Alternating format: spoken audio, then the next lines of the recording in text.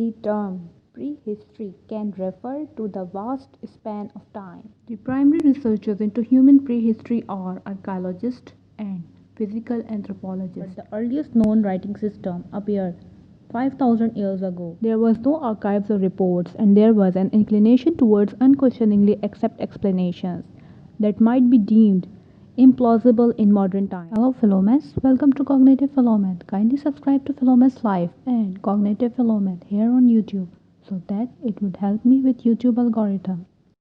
In previous video we discussed about modern sciences briefly and being done with all major eras of history of science. Now we are going to tackle subdivision eras.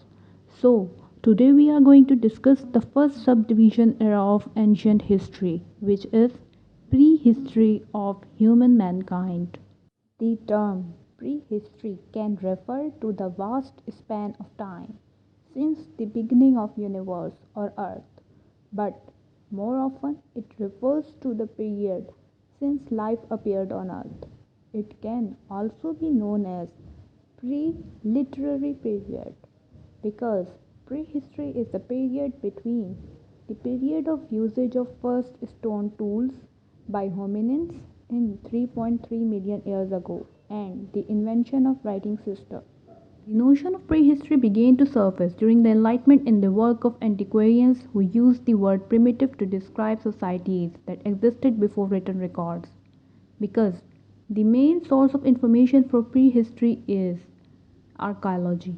The primary researchers into human prehistory are archaeologists and physical anthropologists who use excavation, geologic and geographical survey and other scientific analysis to reveal and interpret the nature and behavior of pre-literate and non-literate people. In prehistoric times, knowledge and technique were passed from generation to generation in an oral tradition. The development of writing enabled knowledge to be stored.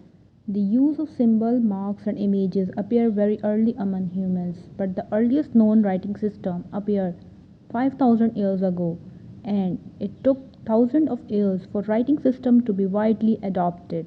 In some human cultures, writing systems were not used until the 19th century and in a few are not even used until the present. The use of geologic time scale for pre-human time period emerged as system during late 19th century in the work of anthropologists, archaeologists and antiquarians. According to Eddie Matthew Daniel in 2011 in his paper The Prehistoric Mind as a Historical Artifact, in Notes and Records of Royal Society, page 1 to 8, stated that the first use of the word prehistory in English, however, occurred in Foreign Quarterly Review in 1836. New information was constantly absorbed and adjusted to new circumstances or community needs. There was no archives or reports, and there was an inclination towards unquestioningly accept explanations that might be deemed implausible in modern times. Human prehistory differs from world's prehistory in general, not only in terms of chronology, but in the way it deals with activities of archaeological cultures, rather than named nations or individuals. Human prehistory is restricted to material process, remains and artifacts, and we have to accept what's written in records because prehistory is anonymous. So that was a brief discussion of the first subdivision era in the history of science. We will discuss others in upcoming videos. So stay tuned for it and subscribe to the channel. It will encourage me to work harder. Until then, take care.